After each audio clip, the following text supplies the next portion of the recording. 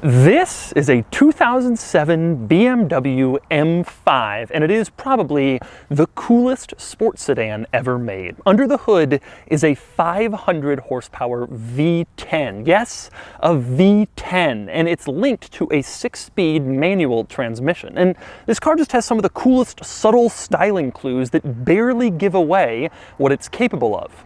Today, I'm going to experience this M5 in the best way possible by spending the day with someone else's, because this is a car that you never, ever want to own yourself. I've borrowed this M5 from a viewer here in the San Diego area, and on paper, it's just amazing. Back in the mid-2000s, before fuel economy regulations really came into play and forced everybody to go to turbocharging, BMW really went wild. They put a V8 in the M3, and they put a V10 in the M5, and then they linked it to a 3-pedal 6-speed manual transmission, so you can row your own gears while you drive along in a 500 horsepower V10 sports sedan. It sounds like the greatest thing in history. Unfortunately, it isn't.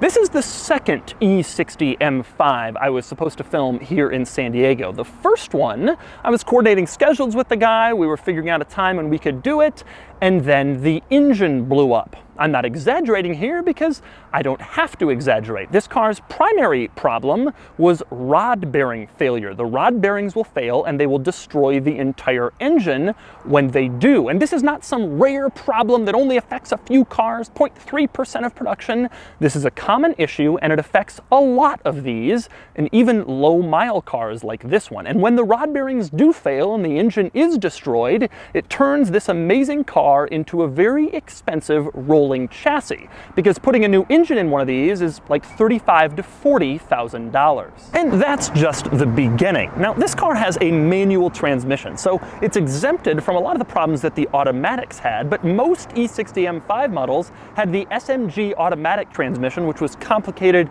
and incredibly troublesome and problem-filled and required an enormous amount of money just to keep going. And then there's the Vanos pump, which is basically a more complicated oil pump, and those things fail frequently and catastrophically, and they require somewhere around $7,000 to fix properly. And those are just the major issues. There are tons more minor ones. But don't take it from me. On the E60 BMW M5 forum, the thread asking about which extended warranty to get is 41 pages long. There are also many other threads asking about common problems with the car, where owners chime in and talk about all of the expensive repairs and problems that they've had. It seems to me that BMW released this car without proper testing, and instead they sort of decided to let their customers be their test drivers. Shockingly, this did not go well. But amazingly, all of that stuff doesn't stop me from loving this car. Get a well-sorted one, and you still end up with one of the coolest sports sedans ever made, like this one. So today I'm going to show you around the E60 M5, and I'm going to show you all of the interesting quirks and cool features of this car. Then I'm going to get it out on the road and drive it, and then I'm going to give it a Doug score. And for more of my thoughts on the M5, click the link below to visit autotrader.com/oversteer, where I've also compiled a list of the coolest V10 cars currently listed for sale on AutoTrader.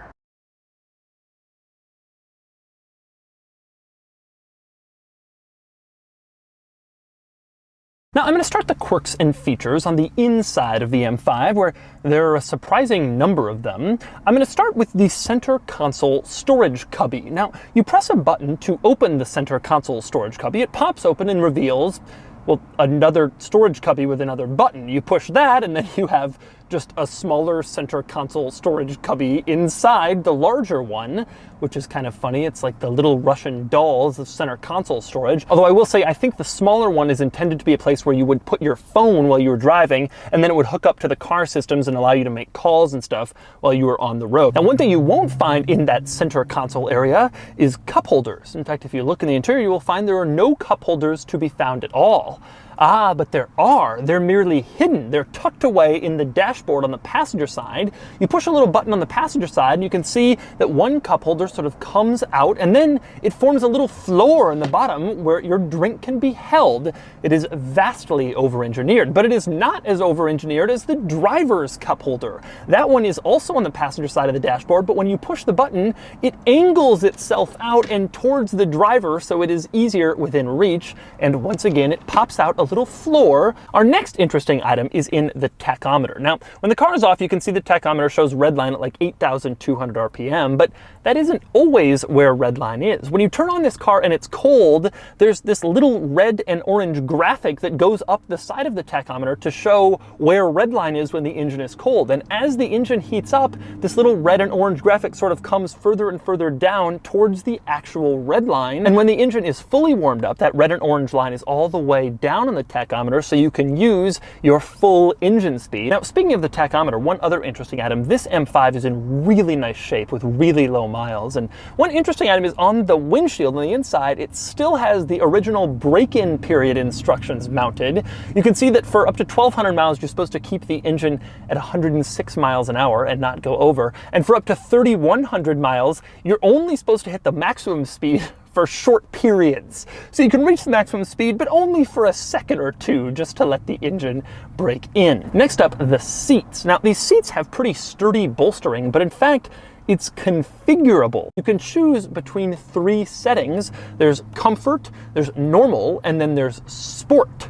How many M5 owners do you think put the car in M mode and got it in sport mode and got it all ready to go and then said, wait, before we go on the track, I must put my seats in sport as well? But obviously the seats aren't the only thing that you can adjust. In fact, the entire car is adjustable with this little M button on the steering wheel. Now, these days, adjustable performance and speed, that's a pretty common thing in performance cars, but back when this car came out, it was a huge deal. And in fact, putting this car in M mode meant unlocking the full horsepower. When you were just driving around in normal mode, you only had 400 horsepower, but if you put it in M mode by pressing the little M button on the wheel, you unlocked all 500 horsepower.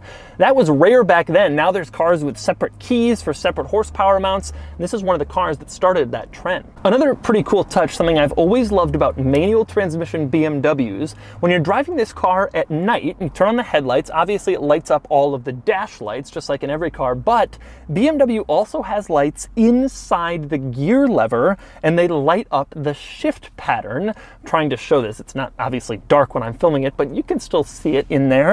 I think that is just such a cool touch. You're driving along, your dashboard is lit up, and so is your shift lever, letting you know where each gear is. Another interesting item in front here is the climate controls. The coolest one is to adjust the amount of air. You twist it and you can see it lights up with these individual lights that correspond precisely to where you're twisting it, which frankly to me is a fun little dial to play with.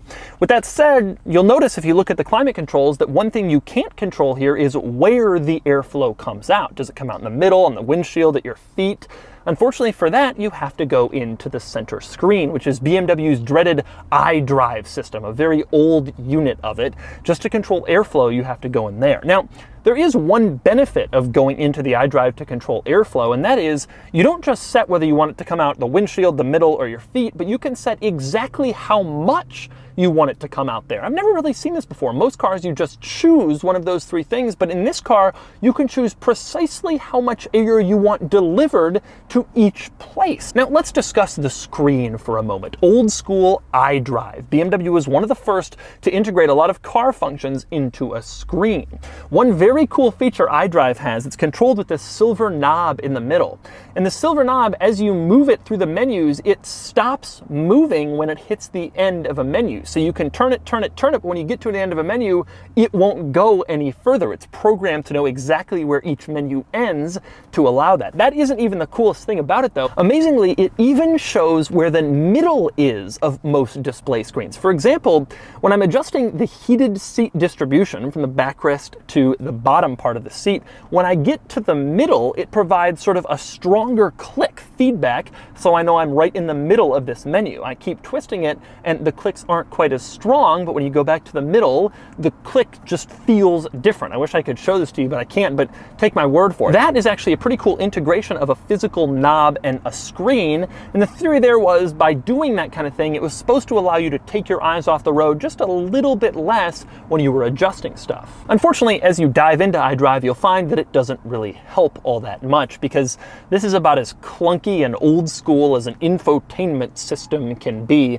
For example, here's the main menu. Okay, you go over to navigation, and then just trying to enter an address, it makes you start with state and then city, and then you got to pick the street, and you're scrolling with the wheel through each letter of the alphabet. Just entering an address is like a 3-minute process in this thing, and obviously it doesn't have live traffic, there's no touchscreen keyboard, but this car was $93,000 back when it was sold new in 2007, and back then, this was the top of the line. Now, with that said, there are a couple of interesting quirks contained within iDrive. For example, if you go into information, and then you go to your location and try to find information about what is around you, it displays a few options. The first is hotel accommodations, obviously what hotels are in your area.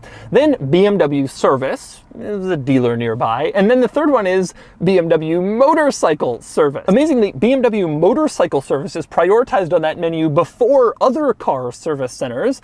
I'm not exactly sure why. Who uses their car navigation system to look for a service center for their motorcycle?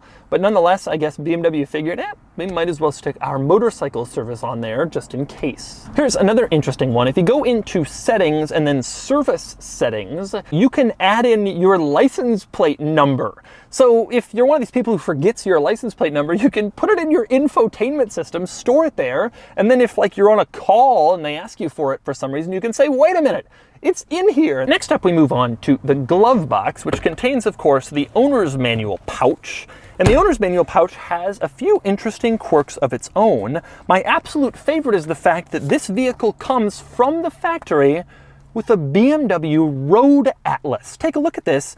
You can see it's got maps of all the US states and some of the major metro areas, and it has little icons pointing you to where the BMW dealerships are located in all these places. If you look closely in this thing, it even will show you where specific scenic drives are. For example, on page 24, Colorado, it talks about the San Juan Skyway.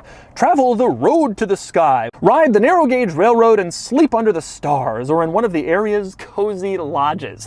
This is a road atlas that comes in your BMW owner's manual pouch, telling you to sleep under the stars or in a cozy lodge. As for the owner's manual itself, it's actually fairly boring. I leafed through it for quite a while, didn't find anything particularly interesting, although I will say an enormous portion of it is devoted to explaining iDrive. These were the days before infotainment systems were running rampant in most cars, and so they had to really go through and explain everything. And so I would say half of the owner's manual is taken up with explaining how each screen works and what you have to click on to do whatever in iDrive. For our next interesting items, we turn to the M5's trunk. You can open it by pressing a little button on the key fob, and it pops open. Now inside the trunk, two things I find especially interesting. One is the first aid and roadside assistance thing, which like in a lot of BMWs is mounted on the inside top of the trunk lid. Now when you open it, you'll find a couple of interesting items. One is the fact that the first aid kit has this bizarre shape to it. There's like a big part on the left and then